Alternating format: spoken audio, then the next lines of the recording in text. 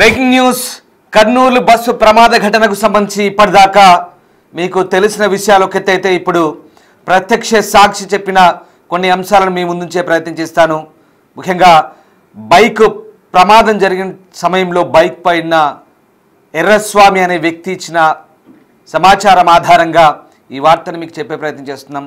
Kurnool bus ప్రమాదంలో మరొక big twist ఇది. పోలీసుల విచారణలో విస్తుపోయే నిజాలు బయటపడుతున్నాయి. బైకర్ శివశంకర్తో పాటు ఉన్న వ్యక్తి ఎర్రస్వామిని పోలీసులు అదుపులోకి తీసుకొని విచారించారు. బస్సు ప్రమాదంపై పిన్ టు పిన్ చెప్పాడు ఎర్రస్వామి. ఈ నేపథ్యంలో ప్రస్తుతం ఈ ఘటనకు సంబంధించి అనేక కీలక అంశాలైతే వెల్లడించారు. ముఖ్యంగా తాము మద్యం మత్తులో ఉన్నామని, బైక్ను ట్రావెల్స్ బస్సు ఢీకొనలేదని ఎర్రస్వామి వెల్లడించినట్టుగా తెలుస్తోంది. వాస్తవానికి వర్షానికి చిన్నటేకూరు దగ్గర బైక్ స్కిడ్ కావడంతో రోడ్డుకు మధ్యలో బైక్ పడిపోయిందని, రోడ్డుకు చెరువు వైపులా తాము పడిపోయామని వెల్లడించాడు. శివశంకర్ స్పాట్లోనే మృతి చెందాడని, తలకు స్వల్ప గాయాలతో తాను బయటపడ్డానంటూ ఎర్రస్వామి చెప్తున్నాడు. కొద్దిసేపటికే వేగంగా వచ్చి బైకును బస్సు ఢీకొట్టిందని, 300 మీటర్ల వరకు బైకును బస్సు ఈడ్చుకెళ్లిందంటూ ఎర్రస్వామి చెప్తున్నాడు. బస్సు ప్రమాదంతో భయపడి తాను పారిపోయినట్టుగా స్వామి చెప్తున్నాడు. సీసీ ఫుటేజ్ ఆధారంగా ఎర్రస్వామిని పోలీసులు పట్టుకున్నారు. అదిగో మీరు చూస్తున్న సీసీ ఫుటేజ్.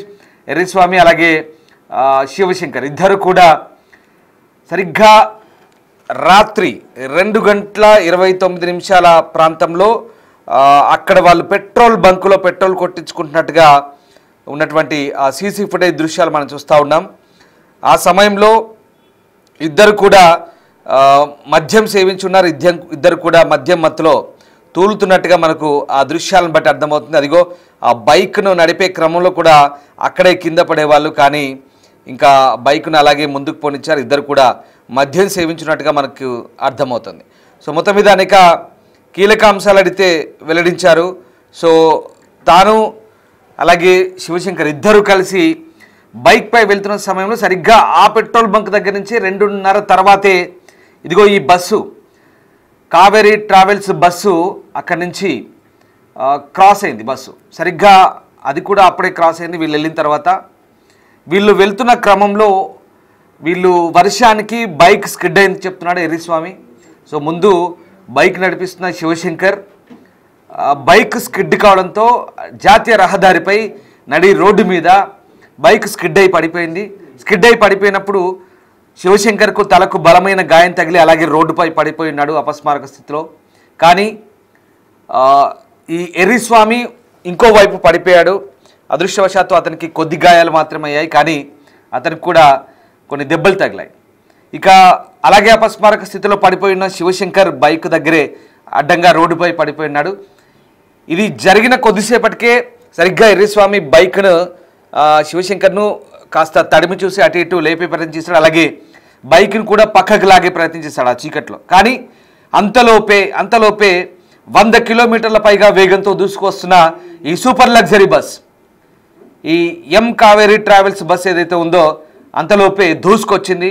వాస్తవానికి సూపర్ లగ్జరీ బస్సులు హైవేలపై చాలా వేగంతో వెళ్తుంటాయి నిజంగా. ఎందుకంటే ఆ సమయంలో ఒక్కసారిగా వాళ్ళు కూడా అప్రమత్తం అవ్వలేరు, ఆ వేగాన్ని నియంత్రించుకోలేరు. ఇది వాస్తవం, కాదనలేని వాస్తవం. సో అంత స్పీడ్తో వెళ్తున్న ఆ బస్సు ఏకంగా శివశంకర్ పడి ఉన్న శివశంకర్ అలాగే ఆ బైక్ను అమాంతం లాక్కొని గుంజుకుంటూ ముందుకు వెళ్ళిపోయింది. ఇక గుంజుకుంటూ వెళ్తున్న క్రమంలో అప్పుడే ఆ బైక్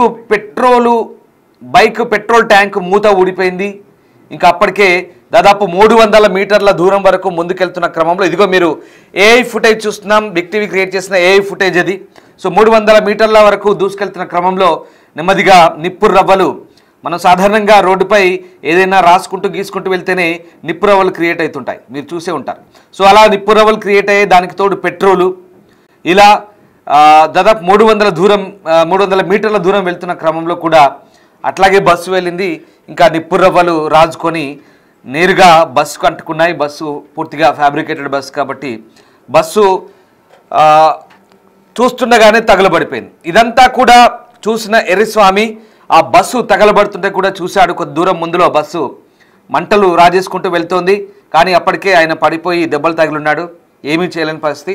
కాస్త ముందు దాకా వెళ్ళి ఒక కనీసం 200-300 మీటర్ల దూరం వెళ్ళి అక్కడ బస్సు నిప్పంటుకొని కాలిపోతుంటే ఇంకా భయపడి ఎర్రస్వామి అక్కడి నుంచి పారిపోయాడు. ఇది జరిగింది. సో ఇది మీరు ఒకసారి ఆ ఏఐ జనరేటెడ్ వీడియో చూస్తున్నారు కదా. ఆ బస్సు ప్రమాదం జరిగినప్పుడు కొంతమంది తప్పించుకోగలిగారు. అప్పటికే హైడ్రాలిక్ వ్యవస్థ ఫెయిల్ అయింది. సో తప్పించుకునే వాళ్ళు తప్పించుకోగలిగారు. అప్పుడు ఆ బస్సులో డ్రైవర్ లక్ష్మయ్య, ఆయనతో పాటు మరొక డ్రైవర్ శివనారాయణ, లక్ష్మయ్య వీళ్ళిద్దరు కూడా దూకి పారిపోయారు. కానీ కొంతమంది విండోస్ బ్రేక్ చేసి ఎవరైతే బయటపడగలిగారో వాళ్ళంతా కూడా క్షేమంగా దెబ్బలు తగిలినా సరే పర్వాలేదు, కొంత ప్రాణాలు దక్కించుకోగలిగారు. కానీ మిగతా వాళ్ళంతా ఊపిరాడక అగ్నికి ఆహుతై బొగ్గిపాలయ్యారు. నిజంగా బూడిదైపోయారు పాపం. ఇది జరిగిన వాస్తవం. ఆ బైకర్ ఎర్రిస్వామి చెప్పిన విషయాలు, నిన్న ఎస్పీ చెప్పిన విషయాలతో పోలిస్తే కనుక దాదాపుగా ఇదే వాస్తవం అనిపిస్తుంది. ఎందుకంటే బైక్ స్కిడ్ అయి పడిపోయింది అప్పటికే రోడ్డుపై, వర్షం పడుతుంది. సో జరిగింది అది. ఇక్కడ డ్రైవర్ నిర్లక్ష్యం కూడా కనబడుతుంది. వీళ్ళు ఆల్రెడీ బైక్ స్కిడ్ అయి పడిపోయినప్పుడు బస్ డ్రైవర్ కనీసం ఆ వాహనాన్ని ఢీకొట్టి వెళ్తున్నప్పుడు కనీస చలనమైనా ఉండాలి. ఎదురుగా అంత పెద్ద వాహనం మనిషి రోడ్డుపై పడిపోయినప్పుడు ఆ బైకును గుద్దినప్పుడు కనీసం అట్లీస్ట్ అంత దూరం, కనీసం 300 మీటర్లు అంటే మీకు తెలిసిందే 1/2 కిలోమీటర్కు పైనే. సో అంత దూరం వెళ్తున్న క్రమంలో సరే 100 కిలోమీటర్ల స్పీడ్తో ఉన్నప్పుడు కంట్రోల్ కాకపోయినా, నియంత్రించుకోలేకపోయినా అంత దూరం కూడా వెళ్ళడం జరగదు. ఎంతో కొంత దగ్గరలోనే దాన్ని బ్రేక్ చేయొచ్చు. కానీ సడన్గా బ్రేక్ చేయలేని పరిస్థితి, అలాగే ముందుకెళ్ళిపోయాడు. ఇంకో డ్రైవరు అప్రమత్తం చేస్తున్న ఈ డ్రైవర్ కాస్త నిర్లక్ష్యంగా అలాగే వెళ్ళిపోతూ కొద్ది దూరం పోయిన తర్వాత ఆగి మళ్ళీ ఏదో మంటలు వస్తున్నాయని దిగేసి చిన్నపాటి వాటర్ బాటిల్తో చల్లే ప్రయత్నం చేశాడు. కానీ కుదరలేదు. అప్పటికే పూర్తిగా మంటలు అంటుకున్నాయి. బస్ అంతా కూడా అగ్నికి ఆహుతవుతుంది. వెంటనే డ్రైవర్ పరారు అక్కడి నుంచి. అట్లీస్ట్ వెంటనే ఆపి అందరినీ అప్రమత్తం చేసి ఉండుంటే కనుక అందరి ప్రాణాలు దక్కేవి. ఇంత చేసిన ఈ డ్రైవర్ సంబంధించి విషయాలు ఆరాధిస్తే కనుక నకిలీ 10th క్లాస్ సర్టిఫికేట్తో హెవీ డ్రైవింగ్ లైసెన్స్ పొందినట్టుగా కూడా తెలుస్తుంది. సో ఎక్కడ నిబంధనలు పాటించని పరిస్థితి, కనీసం ఫైర్ సేఫ్టీ లేవని కూడా అధికారులు అంటున్నారు. అవి అద్దాలు బ్రేక్ చేయడానికి, పగలగొట్టడానికి విండో దగ్గర సుత్తిలు కూడా లేవంటున్నారు. అలాగే కనీసం ఫోమ్ చేయడానికి, చల్లుకోవడానికి ఫైర్ సేఫ్టీ ఫోమ్ కూడా లేదని చెప్తున్నారు. సో ఇది జరిగింది. సో ఇప్పటికైతే ఈ ఎర్రిస్వామి చెప్పిన విషయాల ఆధారంగా పోలీసులు కూడా దర్యాప్తు కొనసాగిస్తున్నారు. సో ఈ నేపథ్యంలోనే ప్రస్తుతం ఈ అంశాల ఆధారంగా పోలీసులు కూడా దర్యాప్తు చేస్తున్న పరిస్థితి కనబడుతోంది. సో ఎర్రిస్వామిని అదుపులోకి తీసుకొని విచారించిన క్రమంలో ఆయన ఈ అంశాలన్నీ కూడా వెల్లడించాడు. బైక్ను వేమూరి కావేరీ ట్రావెల్స్ బస్సు నేరుగా ఢీకొట్టలేదని స్పష్టం చేశాడు. సో ఆ రకంగా చెరువు వైపు పడిపోయారు బైక్ పై నుంచి.